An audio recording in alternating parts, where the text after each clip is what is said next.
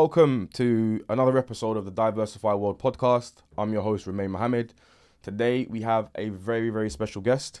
I know I always say that, but we really, really do.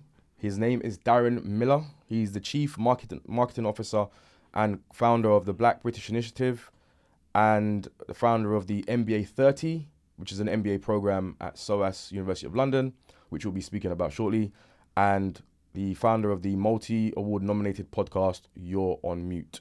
Darren, did I do that justice? You did. I've actually been promoted. I'm no longer the Chief Marketing Officer. I'm now the CEO of Black British Initiative. But congratulations. Congratulations. Okay. Well, welcome to the podcast, okay. Darren. It's great to be here, and thank you for inviting me. No worries. So today we're going to be looking at building Black British businesses. Yes. I think it's a very, very important topic for the Black community. Can you just kind of shed some light into what the Black British Initiative is, what it does, and what it seeks to achieve? Sure. So the Black British Initiative is a registered charity. It really started, as an organisation, the charity's been going since 2000 and operating since 2023. But its genesis is in 2020, where I ended up having a conversation with a fellow entrepreneur about something really important at the time, and that was a highly topical subject, the killing of George Floyd. And what could have been a very short conversation went on for, in the end, 4 hours straight. And at the end of that time, the guy I was talking to, we were full of ideas, passion, energy, and we decided we're going to do something. We're not going to sit on the sofa anymore. We're actually going to try and make a difference. And that gave birth to BBI, which started off as the Black Business Institute, but evolved into a registered charity, which is what it is today. So, as I mentioned, the charity has been operating now since it was incorporated in 2022. We began operating in February 2023. Our founding chairman was Lord Dr. Michael Hastings, who's really well known in the community. And we now have a really powerful panel of trustees who are helping the charity to deliver its work. The way that BBI sees the world is that, and especially in the UK, is that we have this incredible deep, what I describe as deep reservoirs of incredible Black talent. And sadly, often that talent never sees the light of day. And it's because they can't access some of the things we're going to talk about in a moment. But so what we want to do, we want to remove those barriers, remove those blockages so that Black entrepreneurs can really flourish. Cool, perfect, fantastic. Thanks for that explanation. And you mentioned that we're going to speak about some of the issues that Black founders and Black businesses face. Can you just shed some light on what some of those issues are, where they stem from, and what they are and where they stem from? Sure. So I think that one of the biggest issues is, well, there's three. I would put the issues in three buckets. One is social capital. So social capital is really important. And when you think about some of the most successful communities, what they have incredible social capital. Social capital is about your network. As that old adage goes, your network. Your net worth. Exactly. So that's about when you're running a business, any kind of commercial enterprise, any organization as such, at some point you will run into problems. It's just the way of the world. And social capital is when you can pick up that phone, you can speak to somebody who can fix those problems. They've got the right network, they've got the right connections, and they can help you. So social capital is really important. That's about your ecosystem. And then the other is funding. And you'll probably remember there was a report that came out, I think it was in around about 2019, 2020, it was from 2009 to 2019, but it came out around about 2020, 2021. And it looked at where funding was deployed. It was in the Financial Times where I read it. It looked at where funding was deployed over a 10-year period. And what they found, that on a race-by-race basis, Black entrepreneurs got just 0.24% of the capital that was made available. Now, that's significantly less than 1%. And if anyone who's planning to start a business or wants to grow a business, funding is essential. So that's a major obstacle which some organisations are now trying to fix. And then the last one is education, and especially executive education, because building a business that can grow, a business that can scale, a business that can deliver incredible returns, and you can exit from that business, whether it's a trade sale or an IPO, that requires investment. To establish a business, it takes at least 3 years, and you need the science, you need to know how to do it, you need to put all the right foundations in place, so the business, if you do get the funding, it can really excel. So education and know-how is paramount, and that's something as a community we don't necessarily have because of what's happened with our colonial past. Right. We don't necessarily have the opportunity to learn through osmosis from aunts, from uncles, from grandfathers, from fathers, from mothers. So education can fill that knowledge gap. One of the things that strikes me, and I want your expertise on this, is that post Windrush, so in the post-war period, black community, but also other communities almost had to come together and develop that social capital and open up institutions, whether it was Saturday schools, whether it was bookshops, whatever it was, because the partner system, which is still practiced today, and I remember my grandma still did it. My mum used to, still practiced today. Yes, and that was because of the lack of access to mainstream banking. Yes, has there been a shift from that period, or the 50s, the 60s, 70s, 80s? Has there been a shift from that in terms of that the need to have self-sufficiency and do for self? To now where the kind of veil of multiculturalism, the veil of equal opportunity has been, almost given. Yes. Has that changed? I think it has. I think you make a really valid point. I think needs must. And when your back is against the wall, you find innovative ways of getting yourself out of a bind. And I think that your example, picking up on the partner system, my parents are from Jamaica, so that was really, really important for them. When my grandparents came here as part of the tail end of the Windrush generation, it was still no blacks, no dogs, no Irish. And the only way they could actually find somewhere to live is by that partner system where, there was 8 or 10 people through their hand, and week by week, the person would take that lump sum of money, and taking that lump sum of money gave them the ability to go and buy a property. And that's been a game changer. So I do think that sometimes where you have communities where their backs are no longer against the wall, they forget some of the old ways, some of those old lessons that are still valid. Yeah, no, I completely agree. And and the other thing I would say is about trust.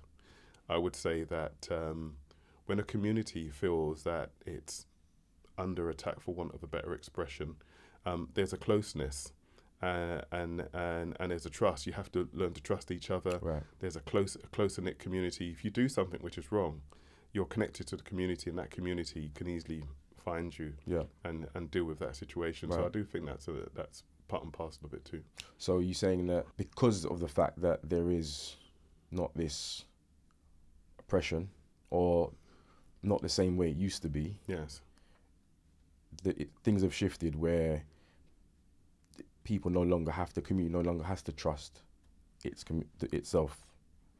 I think that things have shifted because I think that when it's so blatant, you literally cannot find somewhere to live. That's really direct. Yeah. I mean, obviously there's laws that have been put in place now which makes it impossible to be so blatantly racist. And some of the younger people, what it's like to be a young person. You think, that's old stuff. We don't need that anymore. 100%. And I still hear that today, to be honest. Yeah, of course. Who knows that? There's different ways of raising money. You can go to a bank, you can go to a VC, you can go to private equity. So I think that people have forgotten, but those lessons are still valid. It'd be great to have a combination of that, because I think, especially I know we may talk about entrepreneurship. And one of the biggest challenges for black entrepreneurs is actually that very first round, the friends and family round. This is where You have a eureka moment in the middle of the night. You wake up, you think, oh my God, I've just come up with the most phenomenal idea. This is going to change my life trajectory and that of my children. I just need £10,000 or 100,000, but whatever the figure might be. The partner system was still there. Maybe that's a way of getting that initial funding. Right. And you mentioned that, just briefly, that some of the younger generation might say, oh, you know, this doesn't exist, this oppression, there's other ways to do things, I can get VC backing, what would you say to them, young people, or people in general who say that you know, they can easily access funding in those traditional kind of mainstream ways? How difficult is it? Well, I think the facts speak for themselves. Yeah. There are some stats out there. There's one from the Runnymede Trust. We had Shabna Begum from the Runnymede Trust, the CEO. Oh, really? Yeah, we had her on okay. about 2 weeks ago. Wonderful, Yeah. wonderful. Well, there's a chart that the Runnymede Trust produced, and it really highlighted the levels of wealth disparity we have in the UK. Right. It showed on this chart, it's like a series of coins, and it showed the number of coins, say 10 coins for a white family. An Indian family had something like nine and a half coins, and it starts to go down until you get to a black Caribbean family, which had 80% less, and a black African family that had 90. This is obvious. These are averages, of course. Right. Yeah. 80% less, and a black African family living in the UK had 90% less. Now, And were they the lowest? yes, in that? yes, they were. And you think about it. If your family is 90% less, with all the best will in the world, they won't have the money to make that speculative investment. So the problems are still here. The shape and size might look a little bit different. Laws protect us, so perhaps it's not as blatant. But if you've got any doubts about whether or not racism exists, you only have to think back a few months. We had race riots in the Absolutely, UK. 100%. In Absolutely. 2025, we had, it was 20, was it 24? 24. Last year. Last November, yeah. But Yeah. whenever it was, we had race riots in the UK. We did. And again, a lot of the discourse around the race riots was about economic protectionism, about jobs, was about housing, was about the kind of, and these are not new reasons for any of the race riots. They've always been there. But again, it really comes down to economics and protecting what kind of the English far right believe is their divine and God-given right.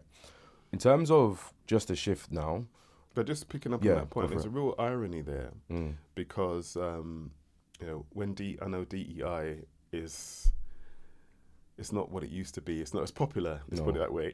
No, it's almost like a swear word, a slur. Yeah, you're kind of anxious about mentioning it now. It's like 100%. DEI. You're like, oh my God, what kind of reaction am I going to get? Yeah.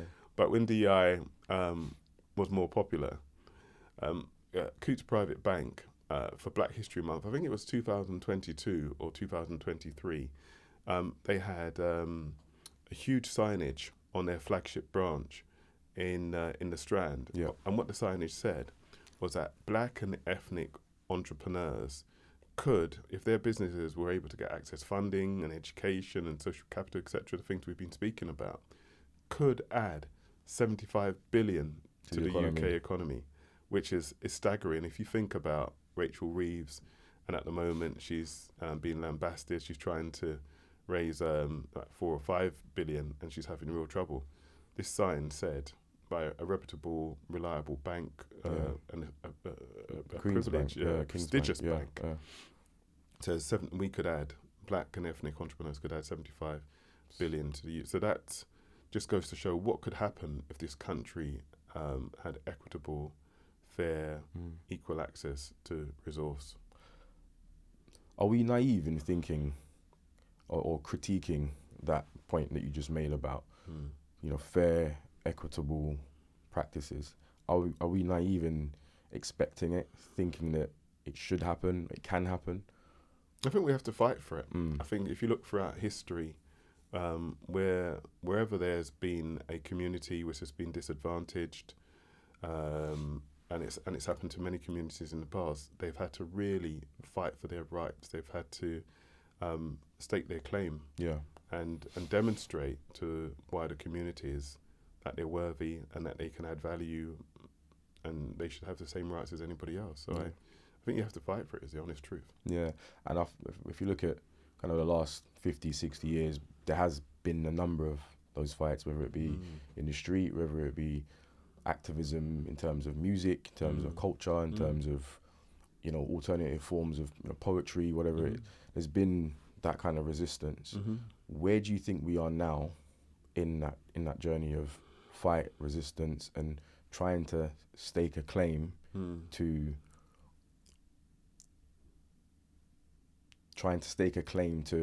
what we deserve, what is a right that every human being should have and should deserve? Well, I think if we use the backlash against DEI as a barometer, I would say that we've gone backwards. I was full of optimism after the George Floyd moment, and lots of organisations, corporations looking across the boardroom table and realising they had very little diversity, and that needs to change. So that was really positive. Yeah. But now, of course, BBI is non-political, but you know, you can see since the inauguration of the president, and you know, they've been really blatant. And they've said DEI, they've banned certain words. Some of the corporations and organisations that might have a US headquarter but be operating in the UK, they don't want to risk the wrath of the president, and so they've pulled back. Some of them really have certainly publicly they've pulled back, and it creates a rift in the economy, doesn't it? It creates it creates a level of uncertainty. Yes. So even if a company, they're not directly impacted by the pushback, it's almost like a level of reticence to be bold and public about DEI, about equality, about inclusion. In terms of our community then, what, from a mindset perspective, what needs to change? What needs to shift?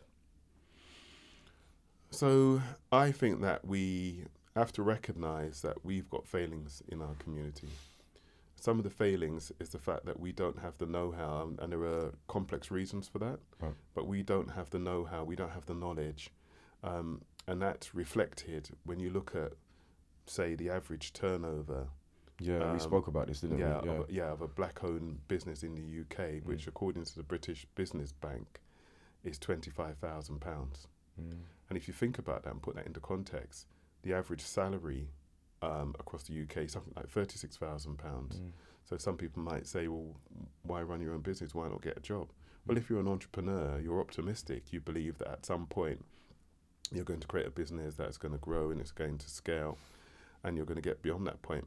But aside from what we've spoken about, for sure, there are institutional, systemic and structural barriers which are significant, but some of it is about know-how. Like, how does one actually start a business? What are the foundations you need to put in place for if you're successful and you get funding? How is it that you make that business scale? Yeah. What kind of organisation do you need to set up? Where do you put your priorities? What about funding? Is it debt funding? Is it equity? Is it a mixture of both? All of these are important decisions. And sadly, for the reason that we spoke about, some of it is to do with our colonial past, some of it is to do with the fact that we're not engaging with education enough. That's what BBI seeks to change through its educational program. We need better education. There's a science to running a business, and unless you've got, going back to our very earliest comments, you know, if you don't have uncles, aunts and grandparents and who you can learn from, they can teach you lessons, or you can learn through osmosis by being around them. Yeah. If you don't have that benefit, then you have to take yourself off to learn, and that's what, as you know, that's what one of the things that BBI does. Yeah, we'll get onto that kind of shortly after. So what I hear you speaking about now is almost would you say an intergenerational or generational lapse, failure? I'm not saying the word failure, it might be a bit of a strong word, but things not being passed on or not existing. I think there's an element of that, but if I think about my grandparents when they came here, right? So they were very much working class. My grandmother, she had like 2 or 3 jobs. She worked during the day. She had sewing during the night, and she was doing. They worked really, really hard, and I think they were an amazing generation. Yeah. I mean, can you think of taking your luggage, getting onto a boat or a plane, and landing in a country and not knowing where you're going to sleep that night? No. No. Who's going to do that, right? Yeah. But they did it. They did. So I don't think it's down to them. I think they set up a base for us, and I think it's up to us now. Like, we've got a stable platform. We need to be more ambitious. We need to be more driven. We need to be more go-getting, and but we have to do it in a way where we give ourselves the best chance of success, and a lot of that comes down to learning. Now moving on to the Black British Initiative and what some of the amazing work that you guys are doing. Yes. Can you tell us a bit about that? Sure. So I think the first thing we did actually was we recognised that back in 2021, 22, we recognised that one of the problems was there was a lack of dialogue between big business and the black community and mainstream leaders and leaders in the black community. So we set up a podcast, and the podcast was called You're on Mute. And we can find that on Spotify. Yeah, absolutely. Apple It's still there. Yeah. It's called BBI. If anyone searches, it's called BBI, You're on Mute. Make sure you check it out, guys. BBI, You're on Mute. Absolutely, yeah. We had first incredible episode was where June Sarpong interviewed the man that was directly responsible for jailing Nelson Mandela. Wow. So he was a personal jailer of Nelson Mandela for 18 years. And interestingly, the last 12 years of Nelson Mandela's incarceration, where he walked from being the president, from a prisoner to the president. I mean, it sounds like a film, right? It does. But it's real. It really does. And so that was really interesting. But what the podcast seeked to do was to explain there's an equivalence between black leaders and other leaders in the mainstream. So we have somebody like who I'm trying to think of somebody. Ricky Blue is in the music industry. We have I can't remember the other gentleman's name. Anyway, but we have. If you look at the podcast, you'll see it's a mixture of leaders from different racial backgrounds, different genders, different age groups, all on the same platform, talking about their upbringing, where they started. And it's what's quite interesting. Each segment is separated by them talking about their favorite piece of music, what they were listening to at that stage of their life. And in the last section of the podcast, we asked them, what are you doing now? You're in the hot seat, you've had success, you're in a position to change people's lives. How are you using that position as a force for good? So that was the first thing that we did as an organisation that worked really, really well. Lord Hastings, Bianca Miller-Cole, June Sarpong were the moderators, the interviewers. Then the next thing we did was to focus on education. Right. We said, right, look, we want to be really narrow, really intentional. What can we do that's really going to shift the dial? Yeah. And we decided it's got to be education. And so that's where our focus is, and it's called MBA 30. And can you tell us about the MBA 30? It's at my former school, my former university. I'm so proud of that. Okay. And but yeah, tell us a bit about it, and how can we, for any entrepreneurs, founders that are watching, how they can access it and what the support is available to them. Yeah, sure. So MBA 30 has been a huge triumph, I must say. And it started in summer, June 2023. Okay. We decided, right, as a charity, we're going to focus on educating as many people as we can, black entrepreneurs as we can. We see the black entrepreneurs as being the wealth creators, the innovators, change makers, and role models that we desperately need. So that was our focus. We said we're going to do education. When MBA 30 was launched, it coincided with Baroness Doreen Lawrence commemorating 30 years since Stephen's murder. Wow. And to celebrate his name and his legacy, we called it MBA 30. 30 spaces on each cohort, one for each year since he was killed, up to that date. And what the MBA 30 does, it recognises that executive education is exceptionally powerful. If you think about some of the most accomplished entrepreneurs, bar none, you think about someone like Larry Page, co-founder of Google, Phil Knight, the founder of Nike, Michael Bloomberg, founder of Bloomberg. They all have MBAs, but the MBAs can cost up to £100,000. Yeah. And has a duration of 12 to 24 months on a full-time basis. Now, if you're running a small business, stepping away for 24 months, it's not happening, feasible, right? no. Let alone 100K. That's it's not even, it's a non-starter. So what we did, we found a way to democratize access to executive education by removing the time barrier, removing the cost barrier, and teaching these entrepreneurs the skills they need, skills that you can't learn on the job, because that's what I've found, that before anybody joins the course, I interview them. And going through the interviews, I found that so many entrepreneurs try to learn through experience. Yeah. It's got its value, right? But learning through experience has also got its limitations. You don't know what you don't know. And so that's what the course does. It covers up those blind spots. It gives them the knowledge that they need to develop, grow, and scale. I mean, you think about some of the established theories like Maslow's hierarchy of needs, or Porter's 5 forces, or lots of. How can you learn that on the job? It's impossible, right? Yeah. So without an academic intervention, you wouldn't know those lessons. So that's what the course does. It's short. It's relatively affordable because it costs.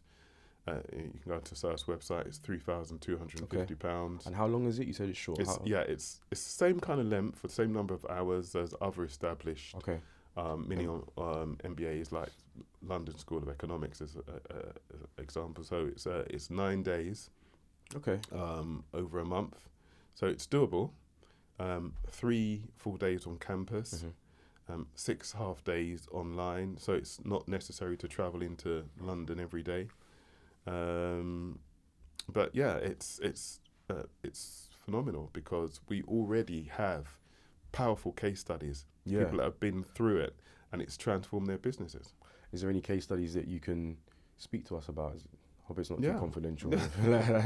Well, a couple that come to mind. So we. Do you remember Patrick Hutchinson? He was, Patrick Hutchinson. So Patrick Hutchinson, he came to prominence. So I think there was a BLM march in, I think it was 2020, if my memory serves me correctly. Yeah. And there was a anti-BLM protester that was there, and he was agitating and causing lots of trouble. But unfortunately, something happened to him. I think he lost his footing. And he picked him up on his shoulder. Yeah, that's right. He was in mortal danger, and Patrick lifted him. He was a personal trainer and carried him to safety. Michelle Obama said that was her favourite image of the year, and she got 50 million likes. And Patrick went from relative obscurity to becoming an author, and in fact, he was GQ's Humanitarian of the Year. Wow. So it shows what you can do if you do good, right? 100%. So he's been through the program. Okay. And he's got a product called pH Kind, which is a series of male health supplements. You know, us men, we're not good at looking after ourselves, right? And then one other example, we have Wendy Broby. Wendy's got an incredible candle brand. During lockdown, we was all stuck at home. Her mother was buying these candles. These candles turned out to be toxic. Her mother was susceptible to asthma. So what Wendy did was to research how to make candles from coconut soy. And she created her own brand, Adawam.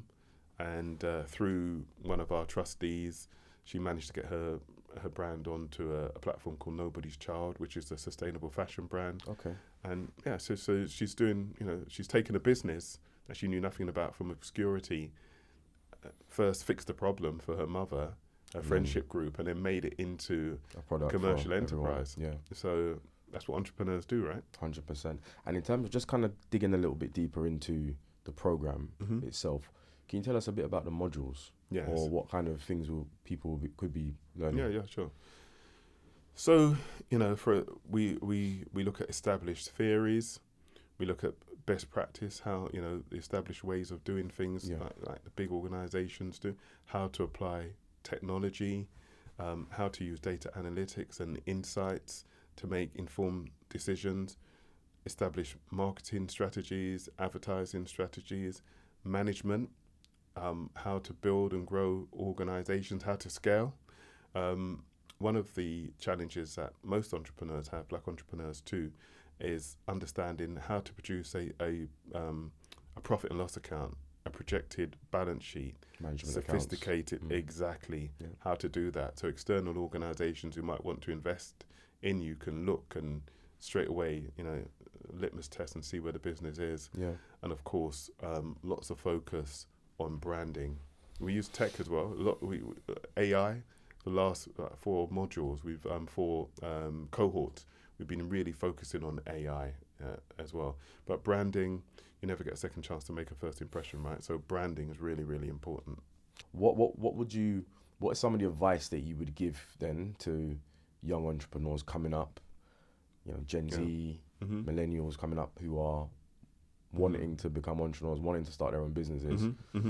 What would you say? Well, I would say plan.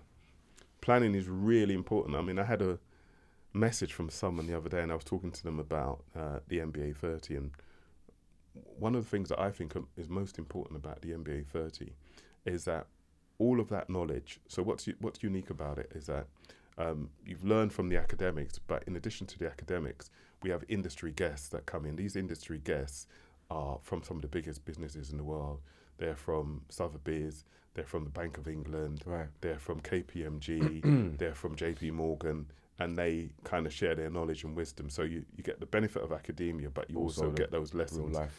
And at the end of the course, to pass, you have to produce a business plan. This business plan carries 70% of the marks. So if you pass, you get a SAOS accredited business plan for you to implement. Right.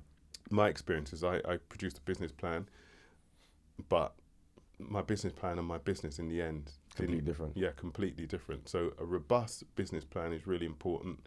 That's important. And then I think that trying to get knowledge, so you can set up an advisory board, that's really important as well. So you can bring external knowledge into your business, people who've been there and done it. I think I might need that. Yeah, it's a really good thing to do. Yeah. And I think it's just, I think listening, taking knowledge on board, and funding, trying to work out what resource you need so you don't run out of, if you do run out of money, at least try and get to a position where you've made the case, you've got a case in point, you've got a bankable proposition that you can take to a third party and say, look, this is where I've got to so far. Yeah. With more investment, we can get to this. Yeah, that's really important as well. Last 2 questions. Mm-hmm. What are some of the unsung heroes in business and academia that are not getting enough visibility that we should all know about and don't know about? Yeah, unsung heroes. Well, I mean, I think that there are heroes in every community. And I think in our community, I think it's starting to change, to be quite frank. And I think some of that is to do with the mainstream. When the mainstream looks at the black community, what they do, they think about musicians, sports stars, actors, and they put them on a pedestal. Absolutely. There are people quietly working away in our community, creating incredible businesses, and they need to be celebrated. I don't have the names to hand, I must confess. And that's your point, is that they are unsung. So they're probably not. But there are businesses, and there are people. Of course, there's people like Dean Forbes now that everyone mentions. 100%. But there are so many more. I mean, even somebody on our board, Raphael Sofaluk. Okay, he's the founder of the Black Business Show. Yeah, what he's doing is amazing. It's he's got the Black Business Show, Black Business Awards. Week. Yeah. I think he's got some a tech awards. Okay. He's got the Birmingham Business Show. Yeah. People like Bianca Miller-Cole. She's did exceptionally well on The Apprentice many years ago, and she's gone on to set up successful businesses and has a book. So there are quite a few of them out there. There's a lot of food for thought there. Good. Lot of food for thought. Thank you for your time. Thank you for coming on the podcast. There's a lot we've learned. Just final point. Yes. If anyone wants to access the MBA 30, how can they do that? Well, they can do it by writing to MBA@blackbritishinitiative.com. and I would encourage cohort 9 starts on the 15th of September. Okay. So we've still got a bit of time. And we're about to make an incredible announcement. We've partnered with a publisher. Okay. And can you say who it is or no? when does this podcast go out? This one, August, maybe September, October. That's I'm not sure. Okay, so I'm going to give you an exclusive. Please do. So BBI has just signed a contract with the Metro. Nice. And I thought that the Metro was London-centric, but it's a UK-wide, it's free newspapers, it's UK-wide, still believes in DEI. Oh, that's good. Yeah, at least someone does. Exactly. Wants to use its journalism to challenge the lazy stereotyping we hear about the black community and knife crime as an example. Amazing. And it's got phenomenal reach. And I won't go into too much detail about this partnership, but what it means is that anyone that's signed up from cohort 1 to 10 will potentially have a chance to access their reach through an award. It's going to be called the MBA 30 Emerging Entrepreneur Award. And it means you get their reach. 1.9 million unique daily visitors is what they have, and they have 48 million page views a month. So I won't go into all the details yet, but you've got a bit of an exclusive. Perfect. Look at that. So you said that's from cohort 1 to 10. Yeah. So there's still an opportunity. Absolutely. There's 2 more cohorts to go. All right. So I'm gonna take that. I'm gonna hold you to it. No, 100%. We've really spoke about it. I'm gonna do it definitely. Yeah. Maybe not this cohort, but next cohort. Yeah. And then the other thing that we've also found a VC firm, and that VC firm is for the winner of this award. They're giving them a chance to pitch for funding, anything between 250k and 1.5 million. Wow. Those 2 things together are transformative. And I think it separates the MBA 30 from other MBA programs. Yeah, indeed. Not just that, other things as well. Yes. But those are 2 great things. Yeah. Darren, it was a pleasure. No, thank you for your time. Thank you very much. Thank you. Okay.